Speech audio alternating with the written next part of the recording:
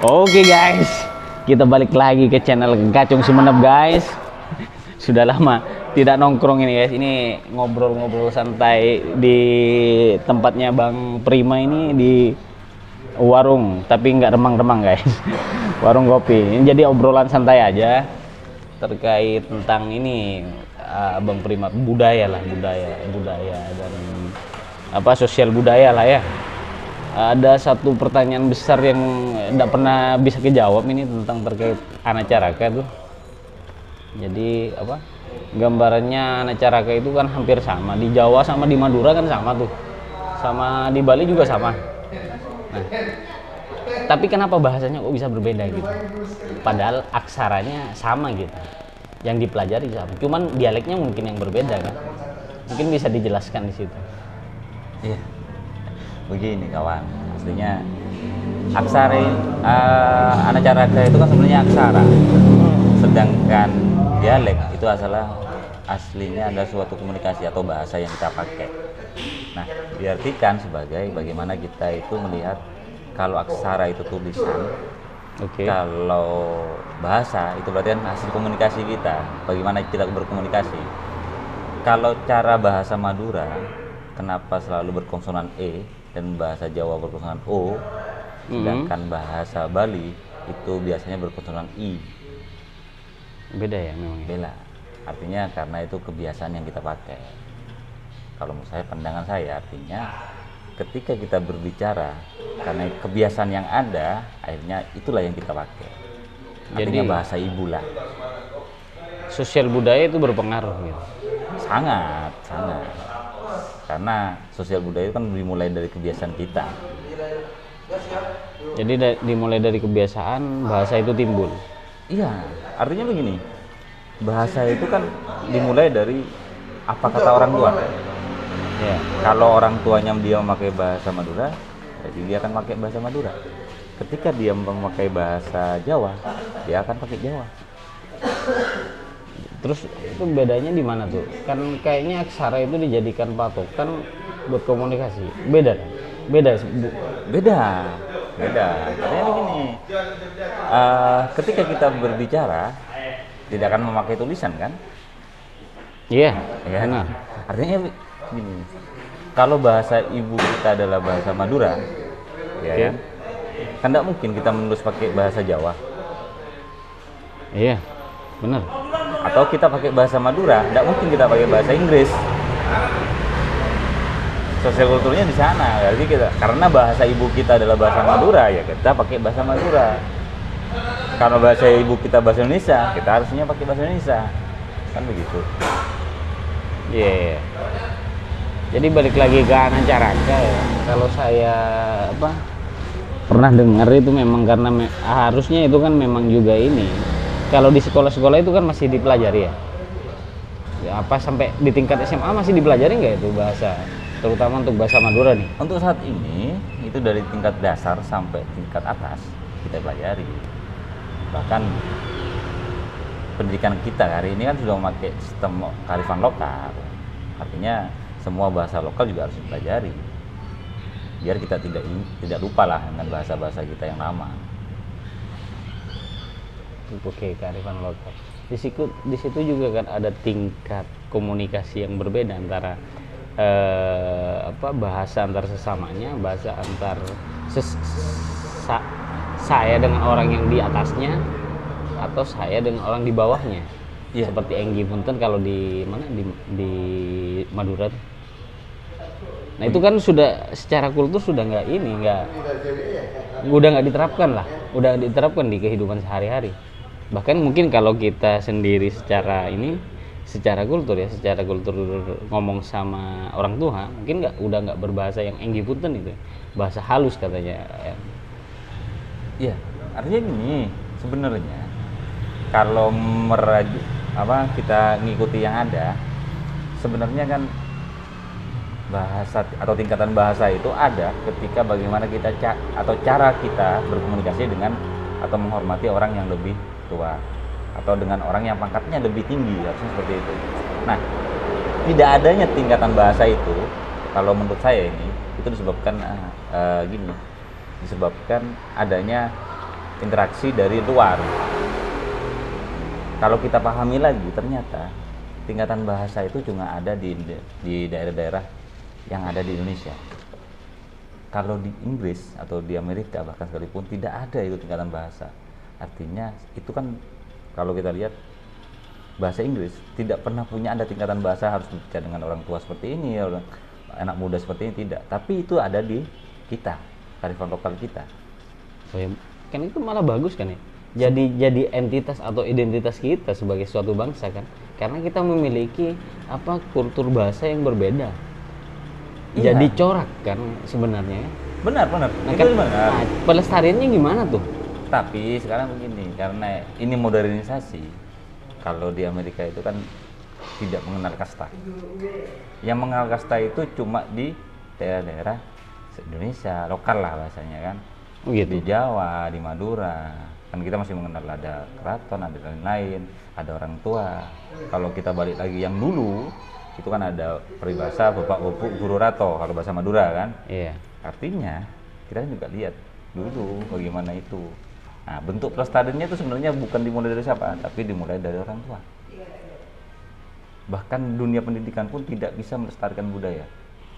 Berarti memang guru pertama itu sebenarnya orang tua ya.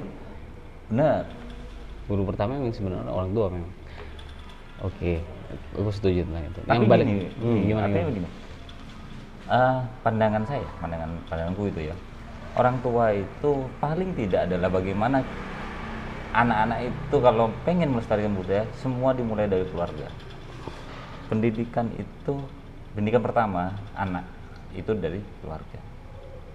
Itu menurut saya. Artinya kalau keluarga kita tidak atau keluarga kita lepas dari budaya itu, maka budaya itu akan hilang.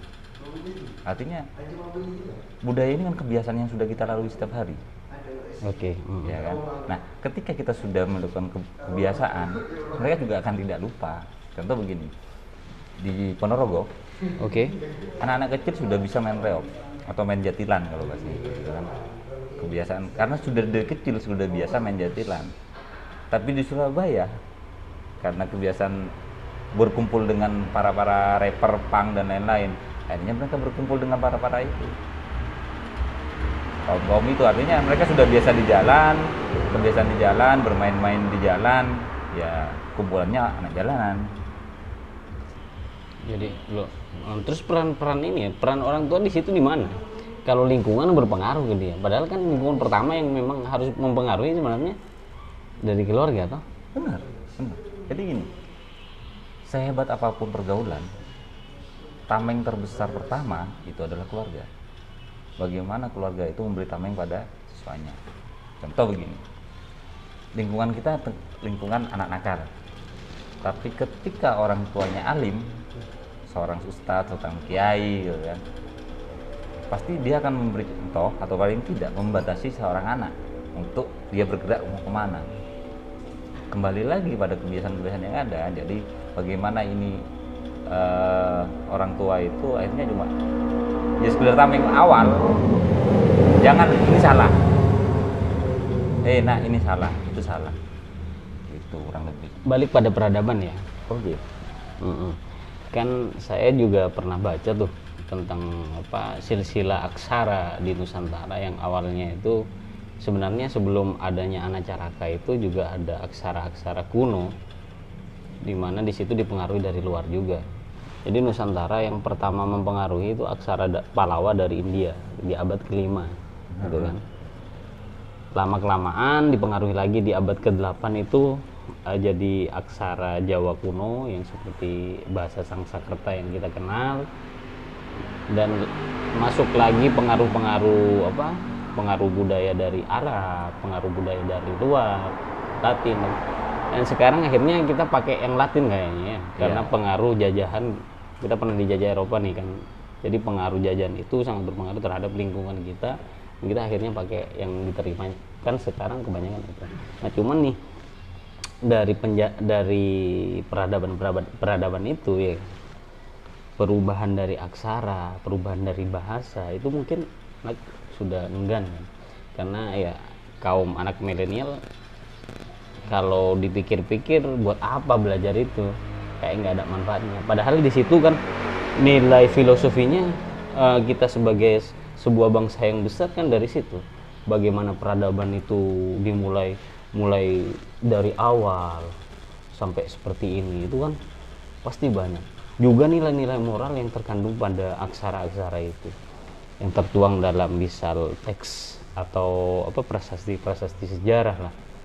Tapi hal itu kan sudah jadi ini bukan minat pada anak-anak sekarang kan.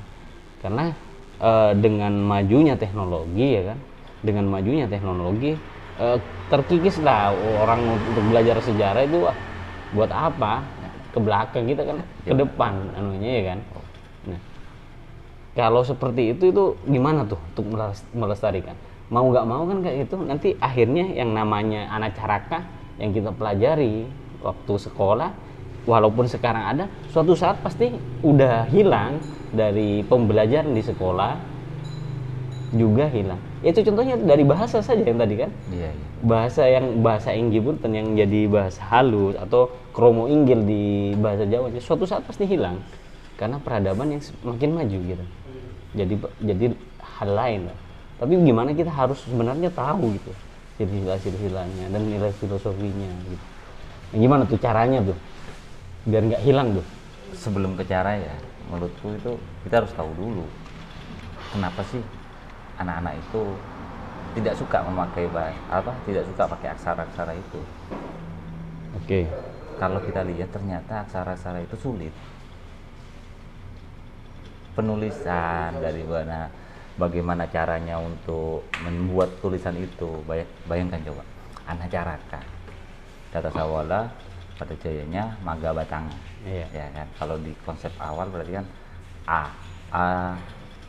Kalau di alfabet cukup A lingkaran titik. Lebih simpel. Lebih gitu. simpel. Artinya begini, kalau saya melihat itu ternyata hari ini anak-anak itu lebih suka yang instan. Itu karena kebiasaan juga. Kebiasaan, iya, karena kebiasaan. Artinya semakin lama kita maju ke depan, artinya kita lebih suka yang instan daripada yang susah.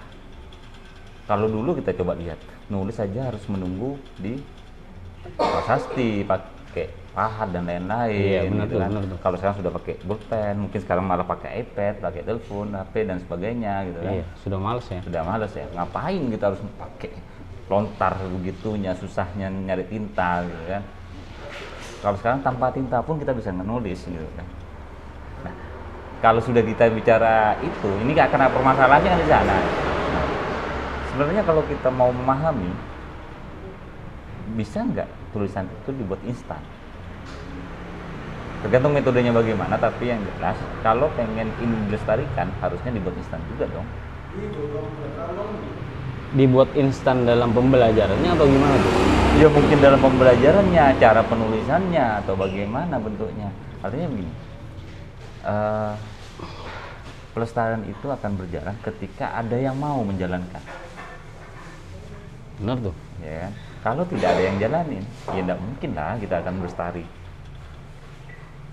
Dan mau tidak mau kemajuan hari ini di era-era seperti ini, ya kita juga harus membuat satu yang lebih maju juga. Bukan ditinggalkan, tapi bagaimana ini membuat yang baru. Berarti kan, iya kan, berarti kan harusnya dipelajari toh. Kita membuat sesuatu yang baru dengan sesuatu yang ada dulu. Iya, cuma begini, kita juga harus paham dulu. Ternyata kalau kita lihat ilmu pengetahuan itu mau tidak mau semakin lama itu instan semua. Makin lama makin instan. Iya. Coba deh coba lihat. Kalau dulu kita belajar itu kita sudah memakai hitungan pakai tangan. Belajar baca itu juga pakai alfabet, tulisan di papan. Oke. Ya. Nah sekarang kita belajar cukup dengan YouTube pun bisa gitu. Artinya hari ini sebenarnya yang kita butuhkan itu pembelajaran, bagaimana membelajar mereka untuk kita buat medianya pembelajaran ini seperti apa yang semenarik mungkin. Itu menurut saya. Artinya bagaimana kalau ini mau yang dilestarikan, ya budaya ini harus tetap diajarkan melalui media-media yang sudah ada. Oke. Ya, jadi ini karena basisnya memang seorang guru, saudara Prima ini memang jadi harus menimbulkan berarti kesenangan belajar toh. Iya. Untuk kan bukan paksaan dengan rutinitas yang sama gitu. Ya, tuntutan hari ini itu bagaimana kita menciptakan satu peradaban baru yang tidak melupakan peradaban lama. Tuntutan yang baru. Nah, itu yang berat. Nggak berat sebenarnya, tapi cuma kita kebanyakan kan maunya peradaban yang baru, yang serba canggih, yang instan, dan melupakan yang lama. Yang terjadi loh, yang terjadi. Iya, iya benar. Tapi kan bagaimana kita sekarang gini, sebenarnya kita bicara tentang solusi kan. Bagaimana solusi ini sudah bisa kita cari. Contoh begini, aksara Anacaraka itu dibuat sebagaimana indahnya. Kalau di teman-teman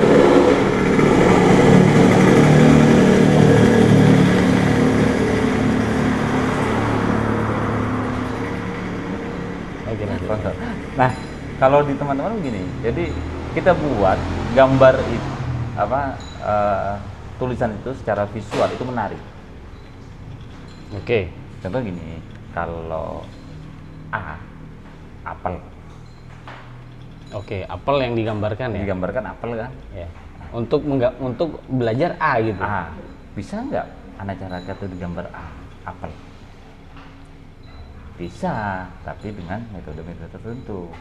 Gambar-gambaran lain lah seperti apa, atau digambar lah. Ya itu hebat-hebatnya sang kreator, ya kan? Iya, bisa. Sebenarnya gampang kok untuk melestarikan sesuatu, cuma mau atau tidak. Sekarang ini dimulai dari kebiasaan, karena kebiasaan yang ada yaitu yang kita jalani. Contoh nih ya, ketika kita bicara pakai bahasa Madura, Oke. kelihatan keren nggak sih? Biasa aja. Hah? Biasa aja buat kita. Tapi ketika kita ada di Jakarta, bahkan di Amerika, mampu nggak kita pakai bahasa Madura?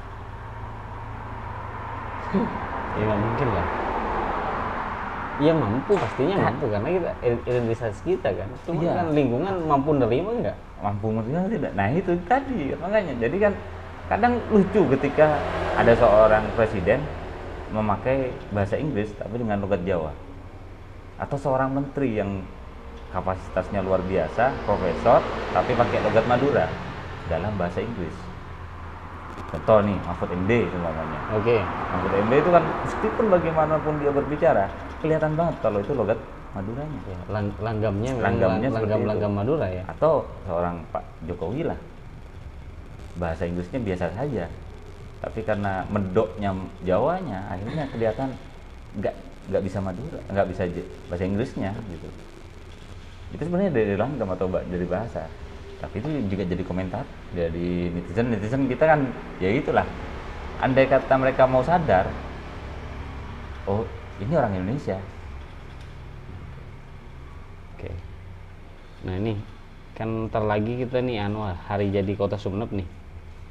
Nah, sesuatu yang katanya memelihara toh lewat hari jadi tuh.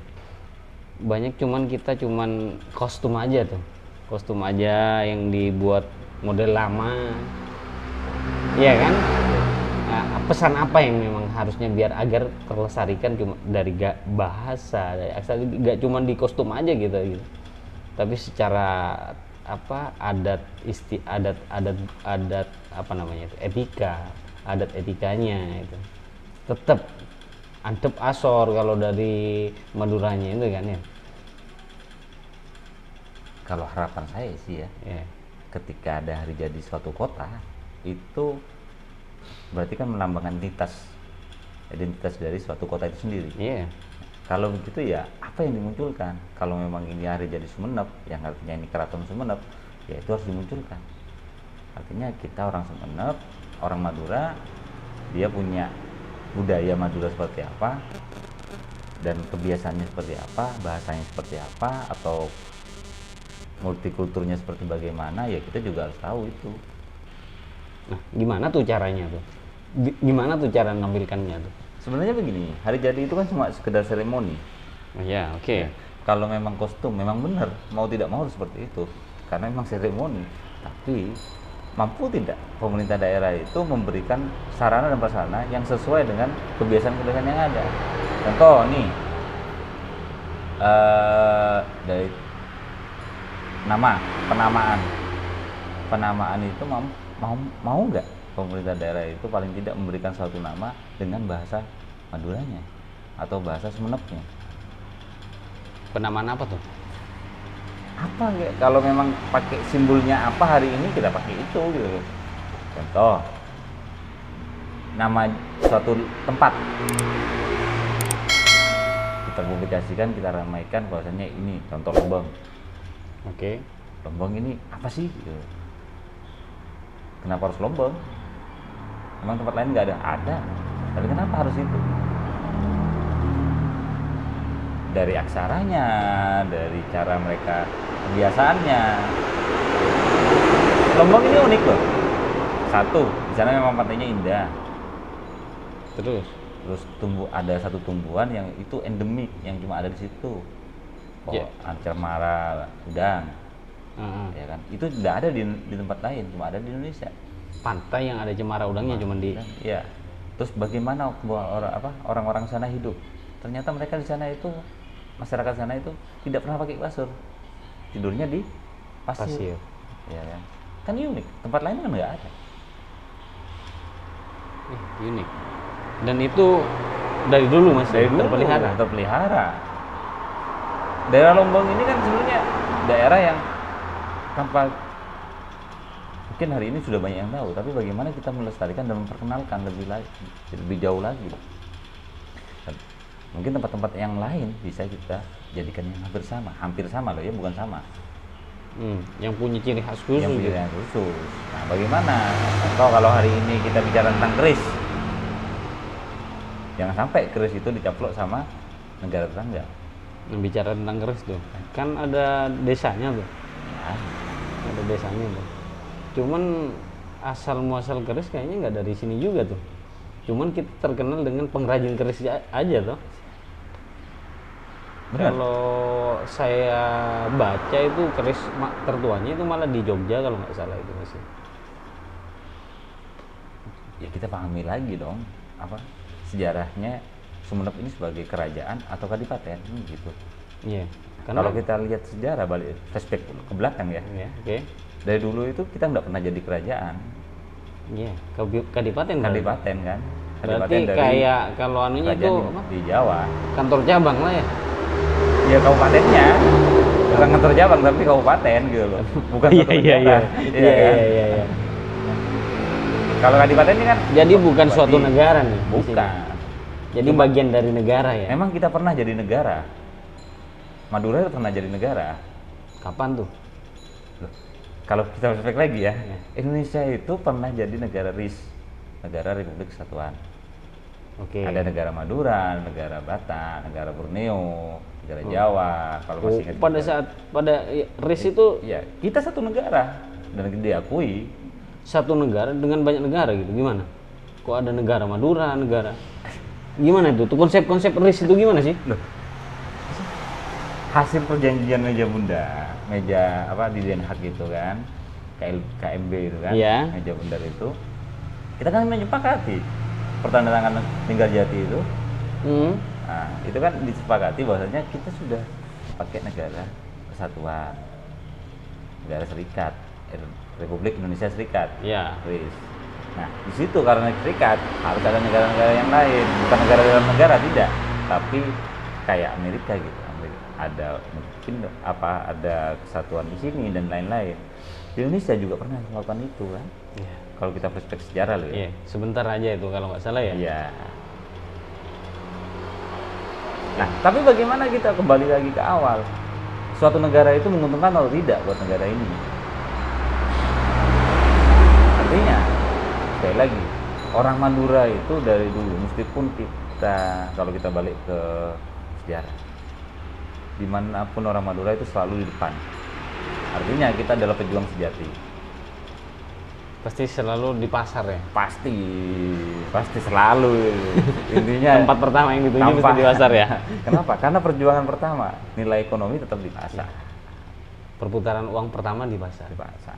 Artinya begini, kalau kita melihat ternyata flashback jauh kemanapun, pejuang-pejuang yang artinya perang-perang dimanapun di seluruh Nusantara nih ya, itu tetap orang Madura sebagai prajurit. Garis depannya itu orang Madura. Kalau kita balik lagi sejarah ya, jadi coba kita lihat Raden Agung, Raden Wijaya pertama itu, Raden Wijaya itu kan menyetop pasukan Tartar atau membunuh semua pasukan Tartar yang keluar dari Kediri. Ceritanya begitu kan? Iya, di sejarah itu kan. Ya, coba logikanya begini. Si Raden Wijaya ini kan tidak punya pasukan, dia baru membangun suatu negara, ya kan? Terus pasukannya dari mana kita kira? Ya, dari Madura lah. Kenapa dari Madura? Dia yang punya siasat untuk membangun suatu kerajaan Mojopahit itu dari mana? Kita balik flashback lagi. Ternyata inisiatornya seorang Arya Wiraraja, iya kan? Iya, benar.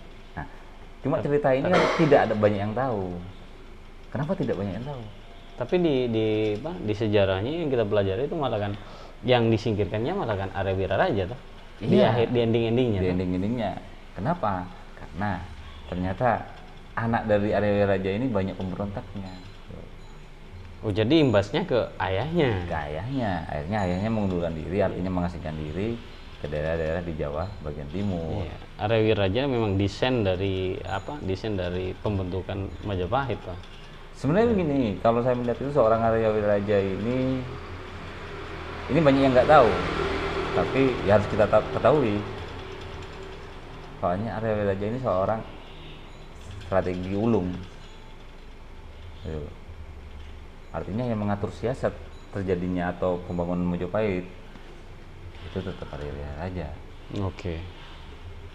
Dia desainernya ya. dia kan. Oke. Inisiatornya lah. Inisiator. Nah, tapi kan kita harus balik lagi. Ceritanya ini sebenarnya putus tidaknya itu kan tergantung dari kita. Kalau kita tahu, tapi anak-anak kita nggak tahu, ya percuma dong. Berarti kan kewajiban kita tuh. Iya. Kewajiban kita tidak hanya sekedar memberikan nafkah kepada anak-anak kita, tapi memberikan ilmu yang berdasarkan dari sejarah yang kita pahami. Jadi tugas utama kita sebagai seorang orang tua itu sebenarnya juga belajar. Benar. Yang nantinya harusnya tidak hanya sekedar warisan yang ditularkan dalam bentuk harta, tapi warisan yang dalam bentuk keilmuan. Harusnya seperti itu memang. Dari mulai gimana? Artinya begini, pasangan-pasangan muda hari ini bukan mau mengesampingkan mereka, tidak ya, tapi mereka itu ya karena kebiasaan kita instan ya, dan mereka hidup di zaman hari ini. Oke. Mau tidak mau mereka akan hidupnya dengan yang instan-instan. Contoh begini nih, anak kecil hari ini itu lebih suka main HP daripada mainan tembikar atau mainan-mainan yang kuno gitu. Iya. Ya. Karena secara akal itu ya. Kenapa dikasih HP sama orang tua? Kontrolnya lebih gampang. Lebih Dia mudah. pasti ada di rumah, Ya. nggak kemana-mana gitu ya kan? Ya diam aja, nggak ngocar-ngacir apa dan lain-lain seperti anak-anak zaman dulu lah. Kalau zaman dulu kan pasti mainnya keluar tuh, Jauh. balik-balik Ya. jauh, iya kan? Nah itu kekontrol kelihatan mata, tapi dia lihat HP gitu. Tapi gara-gara kelihatan HP ya hidupannya di udara terus kan. Interaksi dengan anak, interaksi terus problem yang terjadi di lingkungan, akhirnya dia nggak dapat gitu. Kemana? Nah sebenarnya kan dia belajarnya dari lingkungan itu kan. Benar. Tapi kan gini, artinya kita juga harus pahami dong. Sebenarnya modernisasi ini bagus atau tidak sih sebenarnya? Nah, itu sekali lagi kembali pada proteksi orang tua. Mampu enggak mengarahkan itu? Berarti bijak enggaknya kita nih. Iya, bijak enggaknya kita dalam artinya teknologi gitu. pasangan-pasangan muda atau orang tua baru mau tidak mau kita kan harus bijak tuh. Sekali lagi, benteng terkuat, benteng pertama itu ada di orang tua atau keluarga. Kalau anda ini kan sudah ayah lah. Nah, menurut anda gimana tuh caranya? HP itu bagus. Oke. Sekali lagi, Segala informasi kan bisa iya, didapat teknologi diakses itu bagus. Bahkan kalau saya katakan, saya 80% informasi dari teknologi HP itu tadi atau internet. Sekarang orang lihat TV paling cuma 30% atau 20% saja. Oke, benar itu. Tapi kalau HP bahkan hampir 24 jam, andai kata tidak tidur, mungkin masih megang HP. Benar. Ya. Nah, bahkan anak kecil pun hari ini mau tidur pun masih megang HP. Oke. Nah, cuma bagaimana sih kita memproteksi mereka? Mampu nggak kita memproteksi itu? Jadi ada waktunya tuh. Ya paling tidak kita proteksi dengan apa yang mereka lihat, apa yang mereka tonton, dan apa yang harus ditonton dan tidak boleh ditonton. Kita juga harus proteksi itu kan. Nah, ya itu kembali lagi pada kemampuan dari seorang tua tadi, manajemen ini bagaimana. Karena modernisasi atau kemajuan zaman itu tidak akan bisa dihindari dan harus kita pahami dan harus kita tempuh juga. Dari situ ya. Penting nggak sebenarnya dialog antara orang tua sama anak? Sangat penting sekali. Nah, kan kalau dia mungkin awalnya dia juga sering dia dialog sama si anak, mungkin HP itu kan nggak kepake. Tapi kalau dia sudah keseringan pakai HP, dia diajak ngomong, ya sudah nggak nyambung gitu kan? Bener. Sebenarnya gini, ini kembali kepada komunikasi yang tadi nih ya. Bagaimana kita berkomunikasi yang baik, yang enak, seperti apa? Sebenarnya orang tua itu bagaimana mengajarkan anak berkomunikasi yang baik dan benar itu seperti apa sih? Ini petugas orang tua. Kalau dari orang tua sudah biasa, kembali lagi biasain yang apa adanya dengan kebiasaan itu, ya akhirnya si anak itu juga akan mengikuti itu. Balik dari kebiasaan lagi ya. Kebiasaan lagi. Saya balikkan ke kebiasaan yang dulu ya. Kita dulu kecil itu kan biasa tuh nggak hanya dipukul tuh, kalau orang dipupuk katanya kan, dihabisin bener sama orang tua kalau kita punya salah gitu. Ada salah yang menurut mereka prinsip lah, seperti nggak sholat dan lain-lain, udah dihabisin bener itu kita. Nah sekarang kan beda tuh, bahkan itu kayaknya dilindungi secara hukum, secara HAM gitu, hak asasi manusia. Saya punya hak untuk tidak dipukul gitu. Bener. Nah, sebenarnya begini, kadang kan kita juga harus tahu dulu dong, yang kita pahami ini seorang anak atau seorang apa. HAM itu juga, saya pernah bertanya gini, lebih tinggi mana sih hak dengan kewajiban? Lebih tinggi kewajiban? Iya. Sebenarnya ternyata lebih tinggi hak daripada kewajiban. Gimana tuh konsepnya? Konsepnya gini, saya pernah dengar nih dari seorang filsuf juga, ternyata yang dijaga atau dipahami, yang dilindungi itu hak, nggak ada kewajiban dilindungi. Tapi contoh, realitanya nggak seperti itu kayaknya. Contoh nih ya, nggak ada kan kewajiban manusia, tapi yang ada hak manusia atau hak asasi manusia. Oke. Dilindungi nggak kewajiban itu? Enggak. Tapi hak itu pasti dilindungi. Oh, balik ke hak asasi. Iya. Artinya kan begini, ternyata lebih tinggi hak. Berarti masalahnya kita punya kewajiban, tapi haknya tidak tersampaikan. Tapi kalau haknya sudah tersampaikan, kewajiban itu pasti jalan. Contoh ya, seorang anak, kamu saya suruh beli roti, nanti dapat permen. Dapat permen dulu apa beli roti dulu? Beli roti dulu. Nah, berarti kan kewajibannya dulu, baru haknya didapat. Nah, itu pembelajaran yang salah dong. Benar. Kewajibannya dulu selesaikan, baru haknya didapat. Gitu.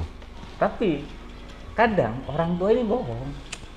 Dapat roti nggak dapat permen. Iya kan? Contoh begini. Nih, minta tolong belikan nasi. Apa dia dapat nasi? Enggak. Enggak ya? Iya. Ya enggak, dia nggak dapat apa-apa, cuma disuruh-suruh saja. Kadang lupa kan haknya anak ini apa gitu. Jadi penting tuh hak tuh. Penting banget. Hak itu di atas kewajiban menurut aku. Kalau kewajiban dikasih, berarti dia harus punya hak apa? Nah, balik ke hak nih. Iya. Hak dibatasi nggak? Sebenarnya semua hak itu nggak bisa ada batasnya. Jadi yang namanya hak asasi itu nggak ada batasnya tuh. Nggak ada batasnya. Terus? Tapi tergantung pada individunya. Kalau hak itu kan bicara individu dong. Hak bicara individu. Tapi pada saat sudah ke lingkungan, akhirnya dibatasi dengan hak orang lain toh. Iya, kan makanya.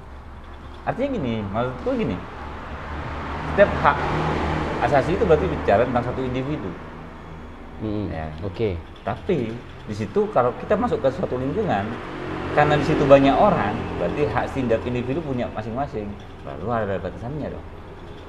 Lewat aturan kebanyakan Lewat ya. aturan, Undang-undang. dan lain-lain.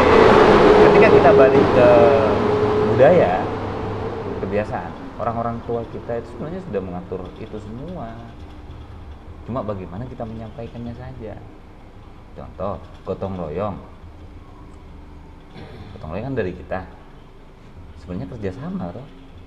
Kalau kita bahas ulang, oh ternyata gotong royong itu bukan cuma sekedar bersih-bersih dan lain-lain, tidak, tapi membangun sesuatu kan sebenarnya begitu. Iya, bekerja sama. Bekerja sama. Kalau orang dulu itu buat rumah, mereka nggak dibayar, Sekarang minta bayar. nggak bayaran. Kenapa? Karena mereka punya kewajiban, tapi juga ada haknya. Nah kalau dulu ada bagiannya masing-masing. Bagian ibu-ibu masak di dapur untuk bapak-bapak yang makan. Ada orang ini yang khusus untuk buat ini. Ada orang ini untuk ini. Sama juga dengan kebiasaan kayak tahlil gitu ya. Hampir sama. Kalau dulu katanya yang kenapa itu tahlil itu sebenarnya itu memang si tuan rumah karena dia terkena musibah. Jadi yang masak itu sebenarnya tetangga-tetangganya tuh. Benar. Buat ngibur si yang kena musibah. Tapi sekarang kok kayaknya beda, malah yang jadi tuan rumah yang bingung gitu untuk masak orang yang datang semua ya kan. Benar. Kok bisa berubah gitu tuh? Sebenarnya begini, ini kan kembali lagi kebiasaan-kebiasaan yang lama gitu. Artinya begini. Hari ini saya melihatnya itu kita hidup di dunia instan. Kalau dulu yang menghibur yang karena mereka datang, tapi hari ini karena mereka saya yang merasa duka harus menyediakan suguhan pada orang-orang yang sudah mau mendoakan kita. Bicara pada hak dan kewajiban ya, mereka punya kewajiban mendoakan kita, mendoakan yang sudah meninggal. Oke. Nah kewajiban kita apa? Memberikan Suguhan. buat mereka. Kalau dulu karena dulu mungkin ada banyak kekurangan, tidak punya dana dan lain-lain, suguhan itu juga tidak ada. Ya karena tidak bisa memberi apa-apa, ya itu sumbangan dari orang-orang sekitar. Nah terus sekarang ya memang kadang-kadang memang juga akhirnya dari metode yang seperti itu, akhirnya orang yang nggak punya pun memaksakan untuk punya.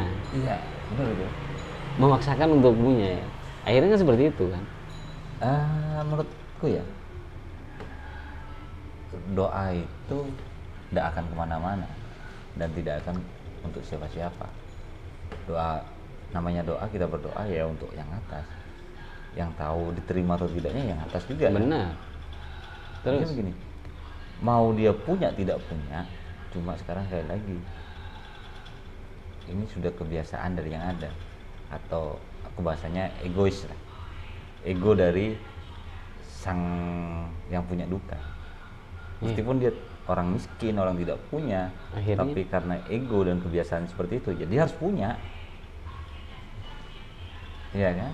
Nah, tapi kembali pada kalau mau balik lagi ke yang dulu, sebenarnya budaya-budaya seperti itu boleh tidak atau bagaimana tidak? Dibolehkan ada atau tidak dibolehkan ada? nah sebenarnya kan seperti iya kalau secara hukum ya, tapi kan umum manusia ini kan butuh nilai. Hal itu terjadi karena dia butuh nilai dari lingkungannya. Umum seperti itu kan. Iya, memang benar. Tapi ketika dimasuk ke zaman modern ini, ya orang-orang modern kan sudah tidak mau ribet, ya kan? Artinya mereka mau tidak mau harus mengadakan dan beli. Andai kata mereka mau masak sendiri dan minta bantuan sama tetangga, pasti dibantu. Iya. Cuma kan hari ini sekali lagi egonya itu kan mereka tidak mau bantu, tidak mau minta tolong orang.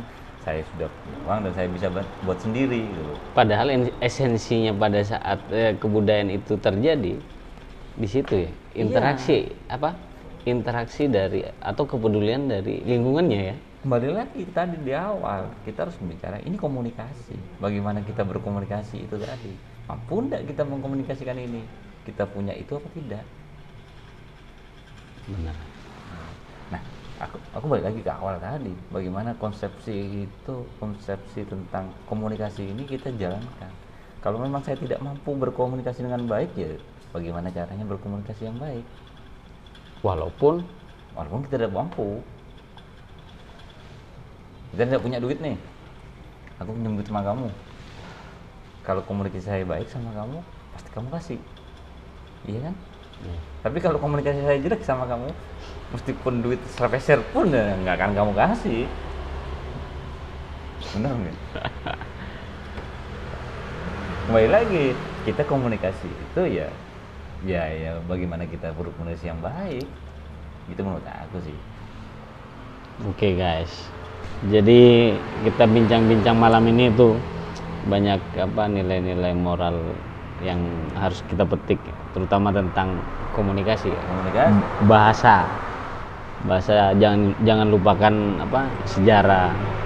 Kita punya peradaban maju udah dari dulu gitu. Jadi teman-teman yang milenial ya juga wajib tahu lah seperti apa, minimal tahu lah gimana aksara-aksara atau bahasa yang dulu sebagai entitas bangsa seperti sekarang itu.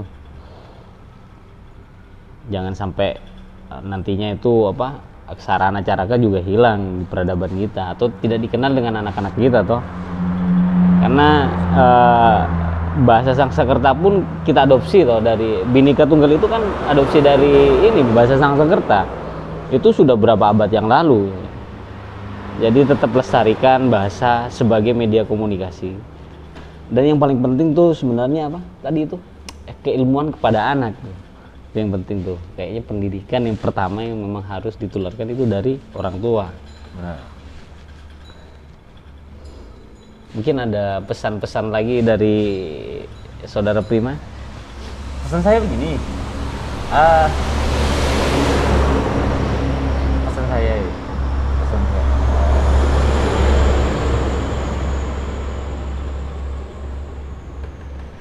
saya, kita sebagai kaum milenial mau tidak mau jangan pernah lupa sama sejarah, tapi kita harus membuat sejarah baru.